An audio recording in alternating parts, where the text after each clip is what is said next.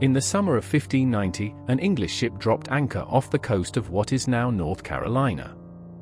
On board was a man named John White. 3 years earlier, he had left more than 100 colonists on this island. Men, women, and children. His own daughter. His granddaughter, Virginia Dare, the first English child ever born in the Americas. He had promised to return within months. War, and the sea, made it 3 years. Now, at last, he was back. And when he came ashore, the colony was gone. The houses had been taken apart. There were no bodies. No graves. No sign of a struggle. Only silence and a single word, carved into a wooden post. CROATOAN. What happened to the people of Roanoke has never been proven. But 400 years later, a hidden map and buried fragments of English pottery are finally pointing toward an answer. To understand that empty settlement, you have to go back to 1584. England was late to the New World. Spain already had gold, colonies, and a century's head start. Queen Elizabeth I wanted a foothold in North America. A base to raid Spanish ships, and to claim new land in her name. She handed that ambition to one of her favorites at court, Sir Walter Raleigh. Raleigh never set foot in the colony himself. He financed it, and he named the whole region Virginia, in honor of Elizabeth, the so-called Virgin Queen. The place he chose was Roanoke Island. A low, sandy island tucked behind the Outer Banks, that thin ribbon of barrier islands off the coast of present-day North Carolina. A first expedition, in 1585, was made up mostly of soldiers. It went badly. Low on supplies, and increasingly at war with the local tribes, the men abandoned the island and sailed home. But Raleigh was not finished. In 1587, he tried one more time. And this time, it would not be soldiers. It would be families. The man chosen to lead them was John White. White was an artist. A painter whose delicate watercolors of this coast, its people, its plants, and its animals, still survive today in the British Museum. They are some of the earliest European images of North America ever made. Now, that same artist was made governor of a colony. Around 115 colonists sailed with him. Farmers, tradesmen, women, and children, who intended to build the first permanent English town in America. Among them was White's own daughter, Eleanor Dare, who was pregnant, and her husband, Ananias. On the 18th of August, 1587, only weeks after they came ashore, Eleanor gave birth to a daughter. They christened her Virginia Dare, the first child of English parents born in the New World. But the colony she was born into was already in serious trouble. The plan had been to settle much further north, in the Chesapeake Bay.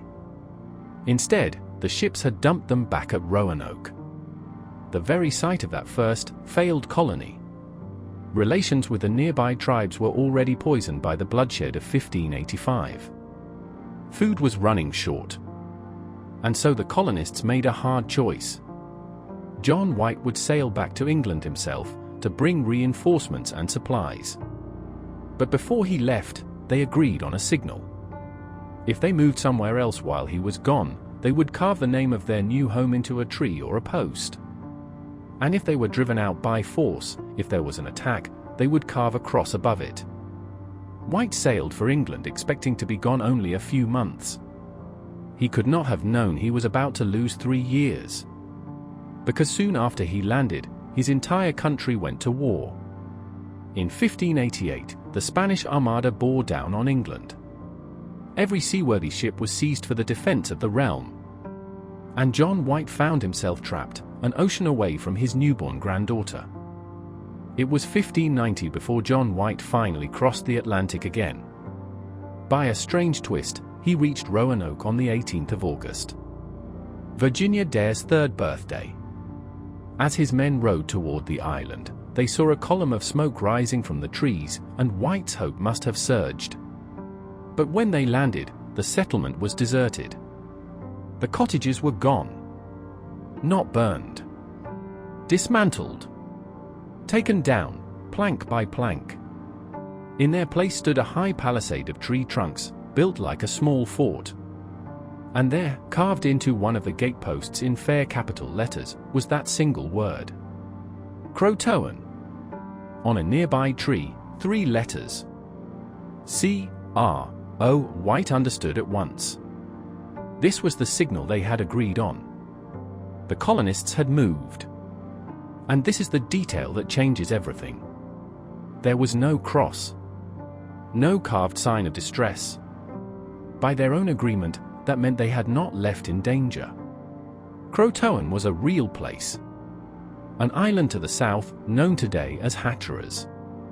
And it was home to a tribe of the same name, a people who had been friendly to the English. White wrote that he was, in his own words, greatly joyed.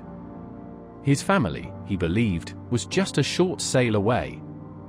And then the weather turned. A rising storm tore at his ships, snapped an anchor cable, and drove them back out to open sea. The captains refused to risk the coast any longer.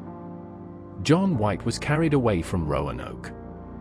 He never reached CROATOAN. He never set foot on that island again.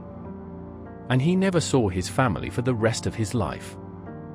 For 4 centuries, that carved word has been told as a ghost story. Proof that an entire colony simply vanished into thin air. But look carefully at what John White actually described, and a very different picture appears. Houses are not taken apart, plank by careful plank, by people fleeing for their lives. They are dismantled by people who mean to carry the timber somewhere else and build again. There were no bodies. No graves. No burned ruins. No skeletons in the ash. And, most tellingly of all, no cross. Every physical clue points in the same direction. Not a massacre. Not a disappearance. A planned, deliberate move. And the destination was carved right there on the post for anyone to read. CROATOAN. So the true mystery of Roanoke was never really where did they go. They told us where they went. The real question, the one investigators are still chasing today, is what happened to them after they got there. The trail went cold for 400 years.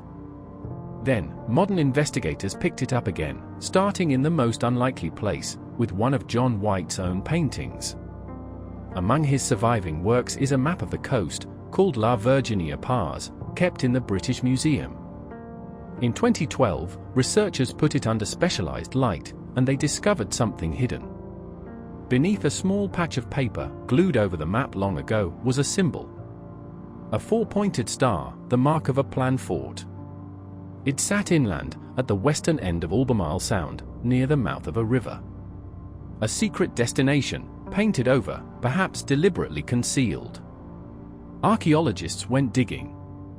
At a location now known only as Site X, on the mainland, the first colony foundation uncovered fragments of a distinctive English pottery, called border ware, dating to exactly this period.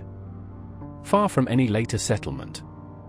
And nearly 70 miles away, on Hatteras Island, CROATOAN itself, a team led by archaeologist Mark Horton pulled English objects out of the ground.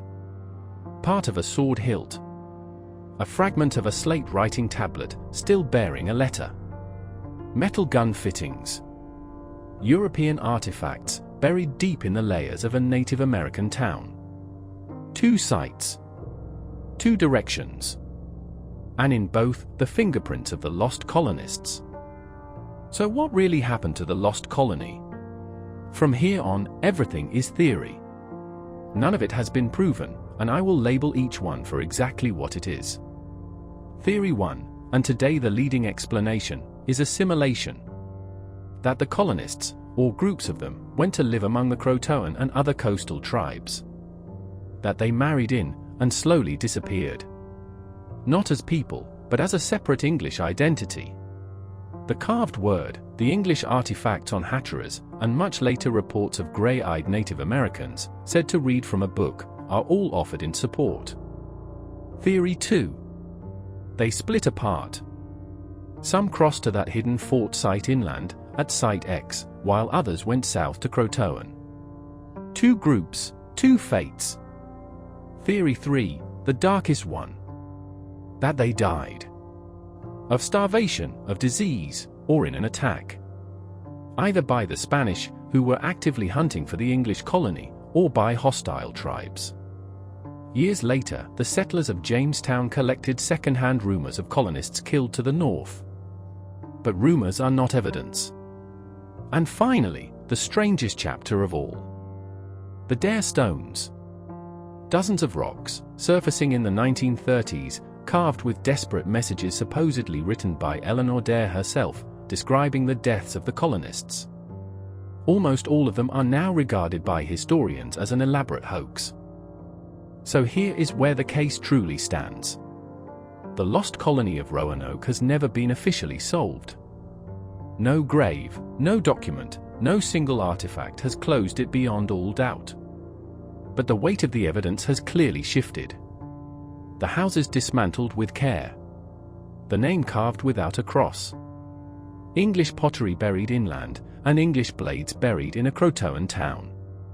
Taken together, the strongest reading is not that 115 people vanished into nothing. It is that they walked off Roanoke Island, likely split into more than one group, and were slowly absorbed into the land and the peoples around them. Not lost. Just no longer English. And yet, for all of that, we still cannot name a single colonist who we know survived. We do not know how Virginia Dare, the first English child born in America, lived. Or how long. Somewhere beneath the soil and the shifting sand of the Carolina coast, the rest of the answer is still waiting to be found. So what do you think really happened to the people of Roanoke? Do the clues point to a new life among the Croatoan, or to something far darker? Tell me what you believe in the comments. And if the cases that history never truly closed are the ones that keep you up at night, subscribe. This is Unsolved.